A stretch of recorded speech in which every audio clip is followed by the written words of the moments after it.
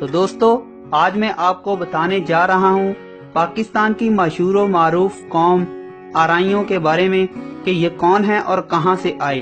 آرائی ذات کے آباء و اجداد اریحائی فلسطینی عرب تھے جو 712 میں دریائے اردن کے کنارے آباد شہر اریحا سے ہجرت کر کے آئے تھے۔ محمد بن قاسم کے ساتھ برِ صغیر میں داخل ہونے والے فوج کی تعداد 12,000 کے لگ بھگ تھی، جس میں سے 6,000 اریحائی تھے۔ محمد بن قاسم تقریباً 4 سال تک سندھ میں رہے۔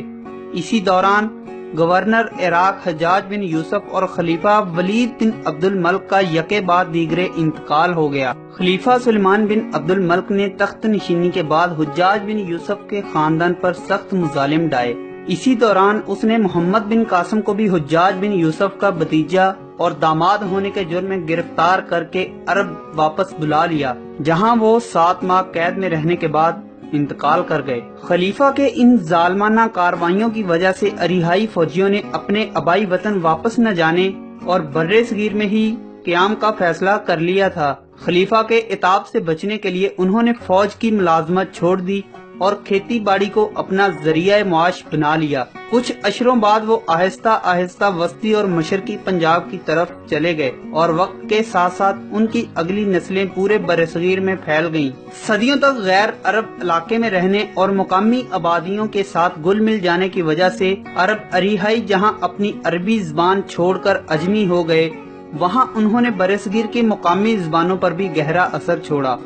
یہی وجہ ہے کہ انہوں نے برصغیر کی زبانوں میں بے شمار عربی الفاظ شامل ہوتے چلے گئے۔ مقامی لوگوں کے لیے عربی کا حرف ہے کی اصل تلفظ کرنا مشکل تھا اور لفظ اریحائی وقت کے ساتھ ساتھ آرائی، پھر آرائیں اور بالآخر آرائی بن کے رہ گیا۔ ایک دوسرے امکان کے مطابق پہلے اریحائی لفظ الرعائی سے تبدیل ہوا تھا، جو عربی کا ہی ایک لفظ ہے جس کے معنی چرواہے کے ہیں۔ خیر، دور حاضر میں بولا جانے والا لفظ آرائی ہے اور آرائی کے نام سے ہی ان کو پکارا جاتا ہے۔ آج کی آرائی ذات کو ماضی کے اریحائی ثابت کرنے والے کہتے ہیں کہ برصغیر میں بسنے والے دیگر مسلمانوں کے برخلاف آرائیوں کی 100% آبادی مسلمان ہے۔ اگر یہ کسی آریان تہذیب کی نسل سے ہوتے تو دیگر نو مسلم ذاتوں کی طرح ان کی اتنی کثیر آبادی کا 20-30% حصہ یقیناً ہندو یا سکھوں پر مشتمل ہوتا۔ محمد بن قاسم کے لشکر سے آرائی لفظ کی تشریح راجہ داہر کی قید میں ایک مسلمان لڑکی کی آواز پر لبیک کہنے والا 12,000 عوام کا اسلامی لشکر لیے پہلی بار برصغیر میں داخل ہوا۔ پہلا لشکر جو چھوٹا سا تھا اور پچھلے لشکروں کی رہنمائی کرتا ہوا جا رہا تھا، جو لشکر سے 3-4 میل آگے راستہ کی رہنمائی کر رہا تھا۔ باقی دائیں طرف کا لشکر میمنا اور بائیں طرف والا لشکر میسرا اور درمیان کا لشکر قلب تھا۔ ہر اسلامی لشکر کے پاس ایک جھنڈا ہوتا تھا جس کو فوج ہر صورت میں بلند رکھتی تھی اور جنگ کے اختتام پر یہ مفتوحہ زمین پر گاڑ دیا جاتا تھا۔ اس جھنڈے کا ذکر نبی اکرم محمد صلی اللہ علیہ وآلہ وسلم نے جو غزوات خود لڑے ان میں بھی ہے، اور صحابہ اکرام نے ان کو گرنے سے بچانے کے لیے شہادتیں نوش فرمائی ہیں۔ اس فتح کے نشان والے جھنڈے کا نام الرعیہ ہوتا تھا۔ فتح کے بعد اس شامی فوج کے سپاہی کو الرعیہ کی نسبت سے الرائی کہا جاتا تھا۔ آرائی لفظ کو انگلش میں آرین کہتے ہیں۔ انگلش تاریخ دانوں نے جو یہ لکھا ہے کہ آرین نے یورپ سے آ کر یہاں حملہ کیا اور آباد ہوتے گئے،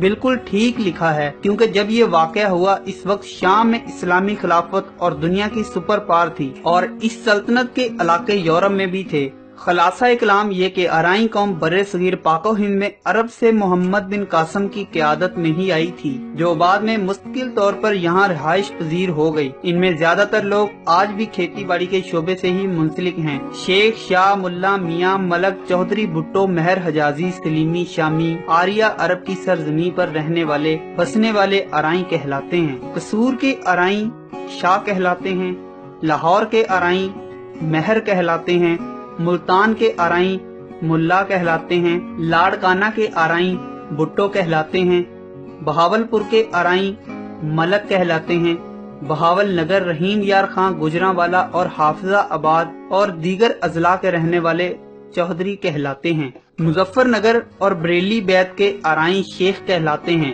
امرتسر میں بسنے والے آرائی سردار خان کہلاتے ہیں۔ آرائی قوم اپنے بزرگوں کو میاں کہنا پسند کرتی ہے۔ بنو سلیم کی ذریات یعنی اولاد سلیمی کہلاتی ہے، اس لیے آرائیوں کو سلیمی یا شامی بھی کہا جاتا ہے۔ تو دوستو یہ تھی آرائیوں کی ہسٹری کہ آرائی کہاں سے آئے اور کیسے ان کا نام